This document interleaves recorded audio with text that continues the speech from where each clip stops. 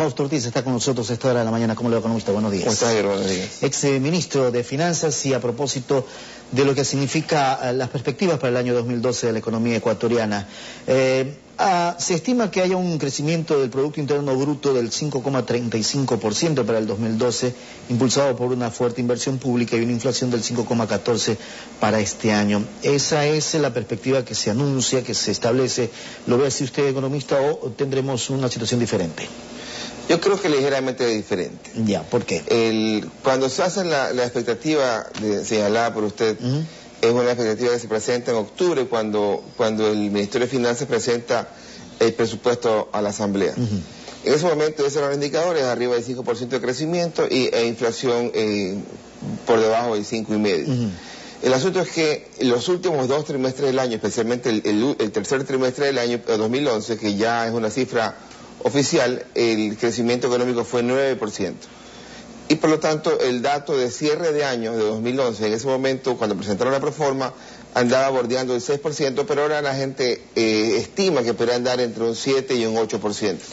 Por lo tanto, esa sola diferencia de un mejor crecimiento en el 2011, de alguna forma, impacta en el 2012, en donde volver a superar fuertemente un crecimiento alto es una tarea compleja. La estimación del 2012 debería andar más cercana al 3,5 que al 5,5. Que no es un mal crecimiento para un año posterior a un muy buen crecimiento que fue el 2011. Y en el tema de inflación, también es una cifra estimada cuando no había ya implementado el tema del 5% de la salida de divisas, que también tendrá un impacto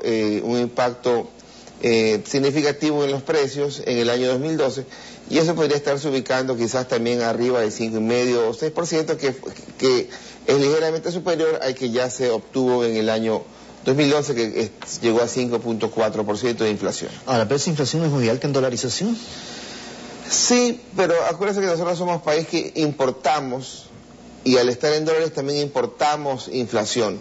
La inflación americana, uno estaba acostumbrado a escuchar inflaciones de menos del 1%, pero el año 2011 la inflación estuvo bordeando el 3,5% o estuvo más cercana al 4%, y los países vecinos de la región, Colombia por ejemplo, también estaba dentro de esa densidad de inflación.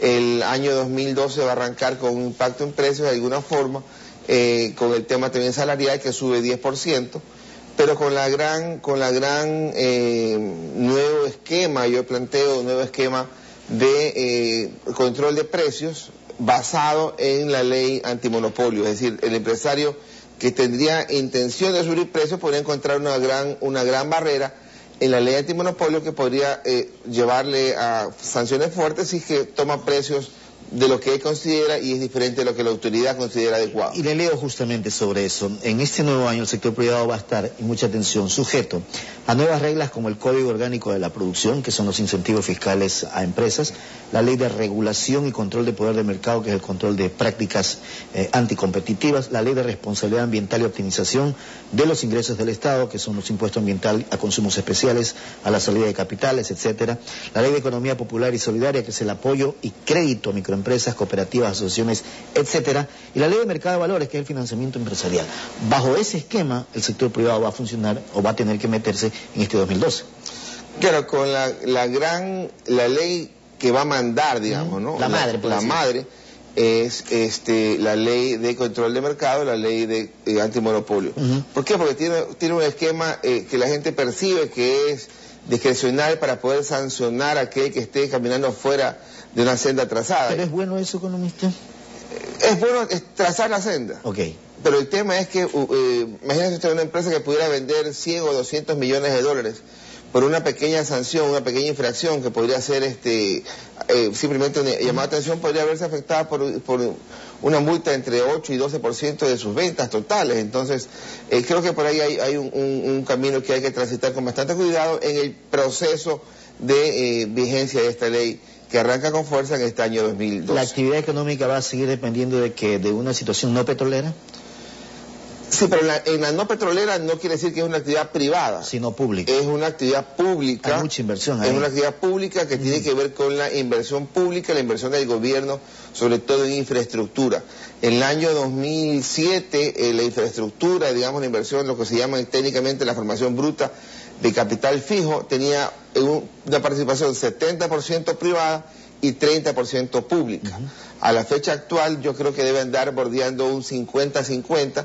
En otras palabras, la actividad privada ha sido desplazada por el sector público en la formación bruta o la inversión de largo plazo. ¿Y eso qué quiere decir? Una economía como el año 2011, que llegó a bordear quizás los 8.000 millones de dólares de inversión pública, podría en el año 2012 influir en el crecimiento. Si yo logro hacer los mismos 8.000 millones, hay una suerte de estancamiento en la inversión pública, ¿verdad? Que eso no permite empujar el crecimiento económico como lo hizo en el 2011.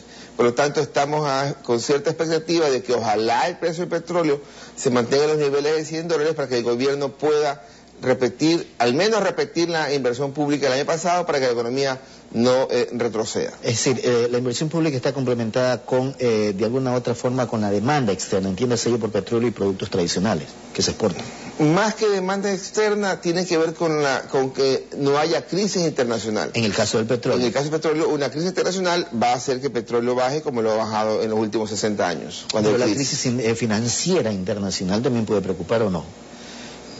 Es que la crisis financiera, ejemplo, el año 2008 hubo una crisis en Estados Unidos, una crisis mundial que tuvo impacto de su origen en Estados Unidos, por una crisis financiera que la gente conoce con la crisis del banco Lehman Brothers. Eso hizo que el petróleo que estaba bordeando 140 también tenga una repercusión, y en el caso ecuatoriano llegó a hasta $40 con un castigo de 20. Hoy día estamos en una situación de precio de petróleo que está bordeando los $100 y un castigo de 5, o a veces inclusive en ausencia de castigo. O sea, una crisis internacional podría tener una repercusión en petróleo y puede hacer lo que baje, ojalá levemente. No va a ser la misma impacto que en el año 2008, y eso hay que aclararlo bastante bien. ¿Por qué? Porque en el año 2008, cuando bajamos de 140 a 40, el castigo era 20, y costo de producción, digámoslo, 20, no nos queda absolutamente nada.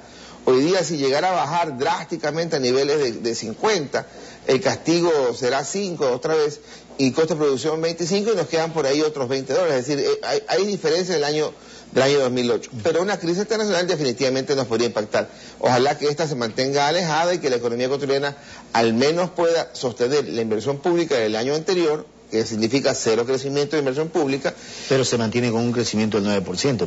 No, porque si crece cero de inversión pública, eso te hace caer, porque la inversión pública, como un todo, con la privada pública representa quizás un 16% del Producto Interno Bruto. Entonces, esa es una cifra importante que si que se estanca, no te permite el crecimiento. Y el crecimiento se te va a estar va a darse en la medida que la importación pueda restringirse, por eso el 5% de la salida de divisas, y que las exportaciones puedan desarrollarse, pero no se aprecia una política frontal del gobierno hacia incentivo de exportación. 2012, ¿es bueno para el país? ¿Es regular? ¿Hay que tener mucha cautela con el crecimiento que se pueda generar? Mientras ustedes lean en la prensa un precio de petróleo de 100, la economía va a ser una economía estable.